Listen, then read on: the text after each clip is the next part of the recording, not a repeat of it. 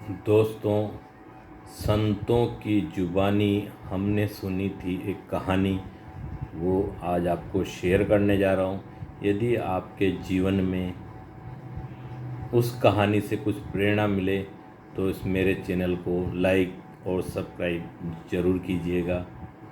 कहानी उस समय की है जब एक बियाबान जंगल से होते हुए महात्मा जी एक नगर भ्रमण पे जा रहे थे।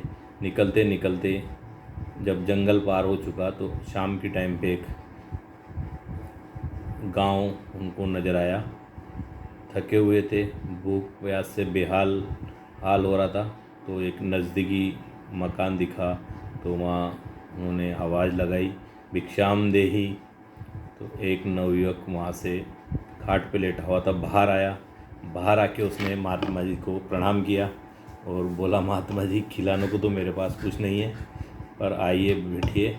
और उसने भैंस का ताज़ा दूध ला के उनको पिलाया। महाराज और बोला उसने कि आप विश्राम कीजिए, रात हो चुकी। महात्मा जी को भी रात हो चुकी थी, विश्राम किया। एक दो पहर निकले, महात्मा जी ने अपने शिष्यों को उठाया और जिस भैंस का उन्होंने दूध पिया था वो उसके आय का एकमात्र साधन थी। वो उसी भैंस का दूध पी के गुजर बसर करता और कुछ नहीं करता। तो उन्होंने रात को उठ के और उस भैंस को वहाँ खूंटे से खोल दिया और अपने साथ लेके आगे चल दिए। उनके साथ जो शिष्य थे वो आश्चर्य में थे, महाराज ये क्या कर रहे हैं। उसने अपने आजीविका एकमात्र साधन और उसने दूध पिलाया, रोका और भैंस खोल रहे। पर जानते थे महात्मा जी एक पहुँचे सिद्ध पुरुष थे, बोल नहीं पाए, मन ही मन विचार कर रहे थे और आगे चलते गए। महात्मा जी ने उस भैंस को कहीं जंगल में छोड़ दिया और चलते गए। दूसरे दिन कहीं एक और नगर आया, वहाँ रुके तो वहाँ एक बड़ा सा महल जैसा मकान था।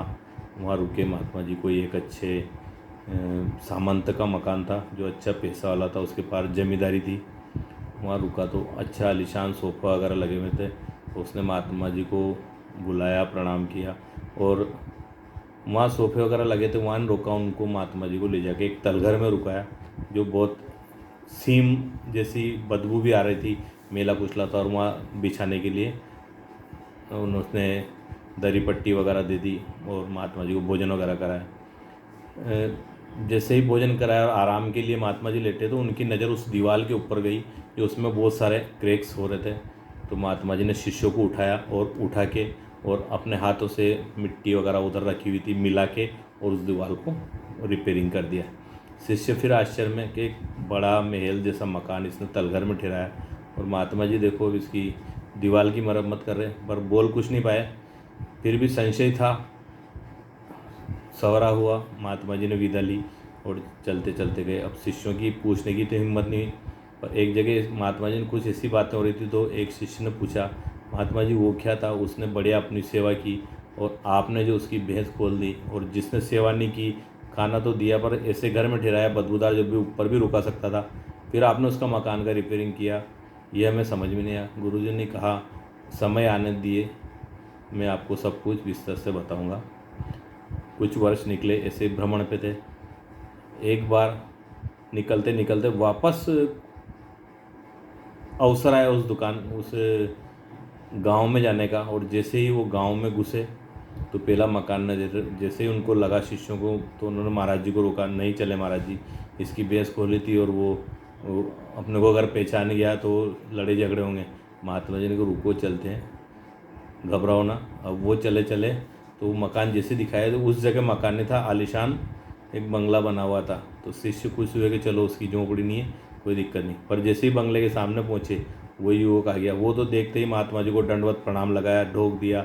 महाराज जी ने, और मेरे अहोभाग्य महात्मा जी, आप उस रोज़ पधारे थे, उस रोज़ से तो मेरा भाग्य बदल दे। महात्मा जी को बिठाया अंदर। महात्मा जी ने पूछा तसल्ली से बता बेटा क्या हुआ। कि महाराज जी उस रोज़ आप आए थे और मेरे तो ऐसे भाग खुले आपकी सेवा, और उसी रात को मेरी भैंस चोरी हुई। भैंस चोरी हुई तो भाग कैसे खुल गया भैया। कि भैंस चोरी होने के बाद मेरे इनकम का कोई साधन था और मैं कुछ काम नहीं करता था। भैंस चोरी के बाद मेरे खेत पड़े हुए थे, वीरान थे, तो फिर मैंने खेतों की तरफ जाना शुरू किया, उनमें उपजाऊ बनाया, उसमें साग सब्जी अनाज पैदा किया, और आज की बदौलत है कि आज मैं संपन्न हो गया। महात्मा जी उस शिष्य की तरफ देख के मुस्कुरा रहे थे जो उनको प्रश्नवाचक दृष्टि से पहले देख रहा था। तो वो समझ तो गया पर फिर भी पूछने की हिम्मत नहीं। फिर वैसी चलने के बाद उनको दूसरे नगर में जाना था। सवेरे वो उसने अच्छी दान दक्षिणा भी महात्मा जी को दी और विदा किया और फिर आने को बोला। तो शिष्य संशय में था। महात्मा जी ने आगे जाते जाते उसको बताया, भैया ये नवयुवक अच्छा होनहार था, कमाऊ था, पर क्या कि इसका आजीविका उस दूध से चल रही थी, इसलिए ये कुछ कर नहीं रहा था। तो मैंने देखा कि भाई ये अगर इसके भरोसे रहा तो ज़िंदगी से निकल जाए। इसकी भैंस ही हटा दी, भैंस चोरी हो गई, तो ये इसको मजबूरी से काम करा। ये कर्मठ था और अच्छा करने वाला था, तो बहुत कुछ किया। तो दो महात्मा जी का इसी प्रकार हर आदमी के जीवन में एक कंफर्ट जोन होता है। वो कुछ करना तो चाहता, पर दुकान चल रही, छोटी चल रही, पैसे आ रहे हैं, ठीक है। बड़ा करने का सोचते ना, अगर बड़ा की विपदा है, उससे आवश्यकता पड़े तो वो निश्चित कर सकता है। इसलिए महात्मा जी ने आशीर्वाद स्वरूप उसकी भैंस छोड़ी, तो आज वो बढ़ गया। तो दोस्तों, जीवन में कुछ बड़ा करना है तो कंफर्ट जोन से बाहर निकलना पड़ेगा। ये कहानी से हमें शिक्षा मिलती है। फिर आगे चले, फिर उन्होंने उस मकान मालिक से पूछा कि यहाँ तो ठीक है, फिर आपने उसका रिपेयरिंग क्यों किया? ये रिपेयरिंग इसलिए किया कि वो पहले सामान तो लूट खसोट की बहुत सामग्री ले रखी थी, और इतना पैसा होने के बाद भी उसको सही कार्यों में नहीं लगाता, संत महात्मा की सेवा नहीं करता, दान पुण्य करता। और जिस मकान में रुका था उसमें सोने की ईंटें लगी हुई थी, क्रैक में नज़र आई थी दीवार की। तो हमने उसकी रिपेयरिंग कर दी ताकि ये उस धन इसके हाथ ना लगे और उसका दुरुपयोग ना करे। इस प्रकार महात्मा जी ने अपने उस बातों का जवाब दिया। धन्य हो महात्मा जिन्होंने उस किसान को अपने कंफर्ट जोन पर निकाला। अगर कहानी आपको अच्छी लगे तो लाइक और सब्सक्राइब जरूर कीजिएगा। धन्यवाद। जय श्री राम।